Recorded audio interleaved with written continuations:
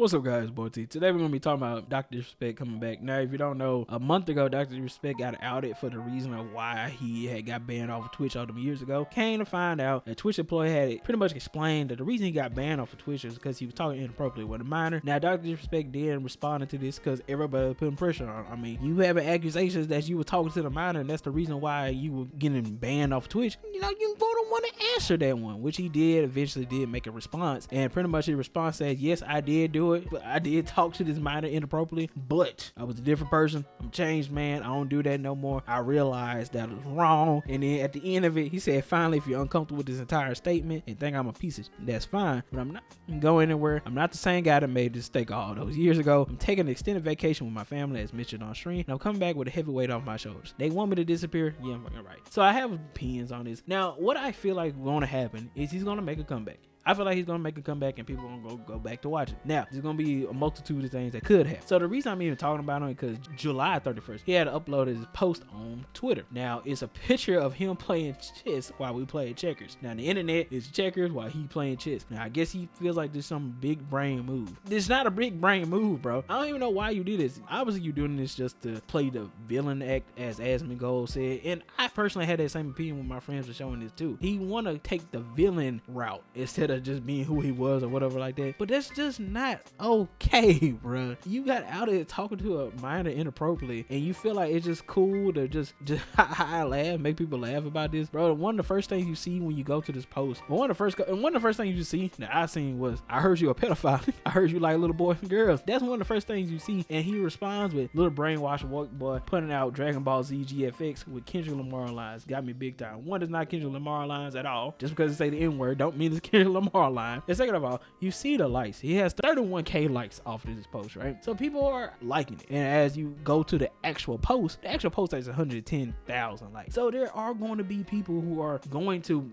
go back to watching his streams. I mean, there's no way they're not. I feel people are still going to watch it. I'm saying this based off of what we have seen before. Now, when Minilad got outed for talking to those minors, people still watch. If you go to the Minilad channel, because I actually checked it. Now, Minilad has not been uploading for a while. He hasn't uploaded in about 11 months. But when he did get outed as whatever, as doing those things, people were still watching. People were still watching his videos. So there's no way people stopped watching. People were still watching. Now, he wasn't getting as much views as he used to get. Let's not act like he was. He's not getting as many views as he used to get. If you look at his channel right now, he used to get million views, almost 1 million views per video all the time, almost 1 million. But then once that thing happened, it shot down tremendously and he was getting a bunch of dislikes and likes. But at the same time, people were still watching him. Dislikes or not, likes or not, he was still getting views. So this tells me, even if this does happen, people are still going to consider watching him. If you even go to this one video, Mariah Carey plague is back, whatever. He got a positive like to dislike ratio in this one, even though people know about this situation around this time. It's plausible that people are going to still watch Dr. Disrespect, even though he got outed for doing this thing. Another person that we can use an example of is EDP. When EDP got exposed for trying to get a cupcake from that minor, guess what happened? People were still watching him. He would go to different platforms. He went to TikTok, Instagram, and all types of things, and just made his own website, right? But people were still watching him either way. And yes, some people were just trolling. Let's keep it real. Some people were just trolling, calling him pedophile and everything like that. He was still getting views either way. There was still a good amount of people who were going to him just to watch him for him, either ignoring what happened or not knowing what happened at all. So there's still going to be a audience that is going to want to come to Dr. Disrespect at the end of the day, just like how they did the EDP, just like they did the Minilad. If you go to Minilad videos, you see there are some people who look at his stuff and are commenting about the video. They don't even bring up what happened all that while back. They just are commenting about what happened in the video. I mean, you see, like, there are some people who are commenting about what the video is talking about and not because of, what happened. And I feel like even though it's blowing up on YouTube, so many people talking about it. I mean, I talked about it too. I feel like there are going to be some people in his community who actually don't know. I feel like there's some people who are not going to know, who didn't take the time to watch those videos, or don't have people who pay attention to that drama stuff, quote unquote. There's going to be some people who don't pay attention to it. So it's plausible that some people don't even know how in depth or how bad the situation necessarily is. It would be hard for me to believe that his fan base doesn't necessarily know, but there are going to be some people who don't look into that. I mean, there's a whole bunch of kids that probably watch him who don't know about it or didn't look into it. So all they know is their favorite streamer is back. That's how I'm trying to think about it. Now, even though more older people might know, an older audience will probably gonna know about it, especially one that's more savvy into in-depth stuff like, oh, what he got banned for and everything like that. There's gonna be that part of his audience who don't know this stuff. It just are kids and like, oh yeah, my favorite streamer back, you know? So I feel like that is possible too. And that's another reason why I can really think why people will come back. So even though EDP got outed as a pedo, and we know he is actually a pedo, there's no way around it. He likes little kids. He explained it himself. So I'm not just saying pedo just to say pedo.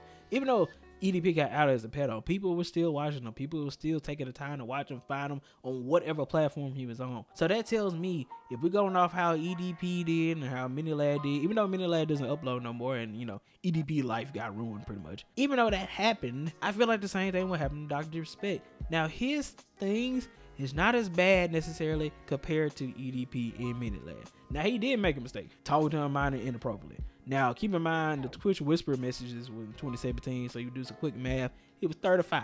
He got banned on Twitch in 2020, and he's saying he's a changed man. If you just do that math, that was 7 years ago, okay? Now, you could have changed in 7 years. I give you that. You could have changed.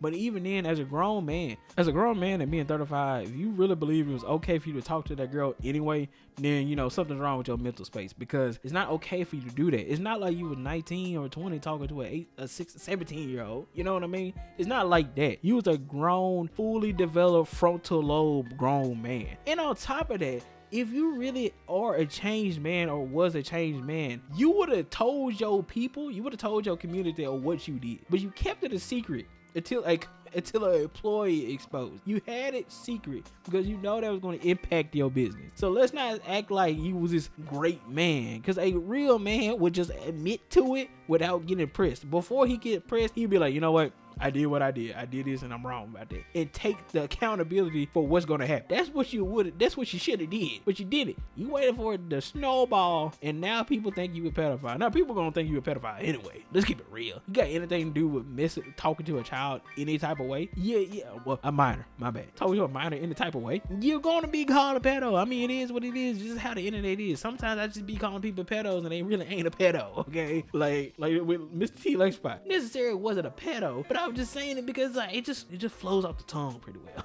Just calling people pedophiles, it just flows off the tongue. But if we keep it in real life, if I'm being serious and everything like that, I wouldn't necessarily call him a pedophile. Like I said, he's not the same level of EDP and Minilad, but you still did wrong at the end of the day. And for you to not just own up to it and just be like, you know what, as a man, maybe I should take my butt out of this situation and not come back, because there's going to be a lot of stuff thrown at me, you ain't making the right move. But like I said before, people are going to come back. People are going to watch this stream. And I guess we're just going to see how this goes, because it's weird how people are pretty much going to reinforce the fact that he did this. Like, okay, I might have talked to these minors and I might have got a decrease in views, but I still got viewers. I'm still making money off these streams and everything. And it's weird how this is going to end up. Another thing I thought about is maybe he just already got it off. Like, he lost it all already. You got nothing else to lose. It ain't like he going to jail. I don't think he need to go to jail or nothing like that. I don't think he should be coming back to the internet. But when you have nothing to lose, and I'm pretty sure he's set for life. Let's keep it real. He's been streaming for a long time. A lot of people know of him. He's able to do these specials and everything like that. He was sponsored by the NBA, if I'm not mistaken, in NBA 2K or something like that. So obviously he has money. He got money. So what does it matter for him to just stream? Because he doesn't necessarily have to do it. He can do whatever he wants at this time. Streaming is a lucrative business. Content creation and streaming is a lucrative business anyway. There's a high possibility that he probably got NBA star money. You know what I mean? So maybe he is fine. And even if he come back and it's not the same as it was, he'll be fine. I mean, he'll be straight. But still, it's interesting that we're going to give him positive reinforcement. When I say positive reinforcement, I mean, we're going to allow him to come back, and people going to come back to watch him and everything, like I said before. And he's just going to keep on going like he didn't do nothing wrong. It is like you didn't really learn from your issue. You didn't learn from what you did wrong. You know what I mean? We just kind of gave you, okay, you came back, go back to streaming. And yes, he's going to get bullied, but I mean, that's about it. That's about it. He's just gonna get picked on the bullet, but he's still gonna get positive reinforcement by people watching him. So yeah, I just wanted to speak about this because I really been thinking about this all day at work. I was thinking about it, just all the possibilities that could happen and everything like that. So I guess we're just gonna see what happens. I mean, we're gonna have to see how long they'll last. We'll have to see how long his career pretty much will last, or will people wake up and be like, you know what? Why are we supporting this? People can change. 7 years is a while. Like 7 years is a while, but at the same time, that wasn't that long ago too. So people can change, and I do subscribe to the thought process that people can change. But this one, man, that's a hard one. That's a hard one. This is a hard fought battle you're gonna have. But I mean, when you got money already, I mean, what do it matter?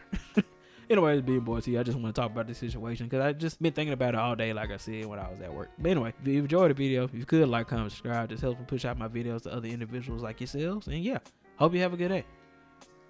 Bye, bye, bye, bye, bye, bye. Subscribe, by the way. And by the way, if you at the end of this video, y'all listen to that new JPEGMAFIA. I don't know if people like JPEGMAFIA in my audience. Maybe y'all do. But the new JPEGMAFIA was fire. Now, I got into JPEGMAFIA like 2 months ago. Like I looked at my Apple replay stuff.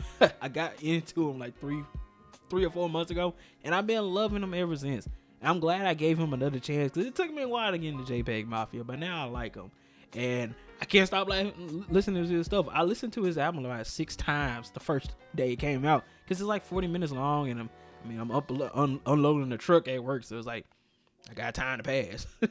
So yeah, I was listening to it. It's a pretty good album. I especially like the last song of the album. That whole album is fire. I ain't gonna lie. That whole album fire. I can listen to it front to back. I feel like it's one of his most accessible albums because all his other albums, I'm not gonna lie to you. When I was first getting into JPEGMAFIA or trying to listen to JPEGMAFIA, I just could not get into his stuff. His stuff was kind of hard for me to get into. I started off from the beginning with Black Ben Carson. Black Ben Carson, I'm kind of messing with it, but it's also got the experimental, and it's like hard experimental. Same thing, All My Heroes, Cornballs, EP. I did like EP too, and Offline is cool too, but it took me a minute to get into it. But now that I've gotten into JPEGMAFIA, I'm used to his sound. I really appreciate the experimentation he be doing in the song. It's something different. I really do enjoy it. Another thing too, if you do choose to listen to JPEGMAFIA, you're probably gonna be like me. You're probably gonna take a couple times to get into him. But I promise you, once you do get into him, you'll be hooked. I promise you. If you do want to listen to JPEGMAFIA, since we're talking about it, if you're still here, you're probably interested in it. If you do want to, I would recommend, out of listening to his newest album, I Lay Down My Life For You, or listen to Scaring the Hoes. Yeah, I'm pretty sure most people know what Scaring the Hoes is. Like, I'm pretty sure you know Danny Brown. You probably heard Scaring the Hoes before. Say you listen to Scaring the Hoes, I lay down my life for you. Or if you want to try something else and you want to be a little daring, listen to All My Heroes Are Cornballs. Okay, that's what I recommend. I recommend that. But anyway, I'm done rambling. I just want to share my thoughts on the album. I think it's great. It's amazing. I like every song on the album and everything like that. Anyway, be your boy T. Bye.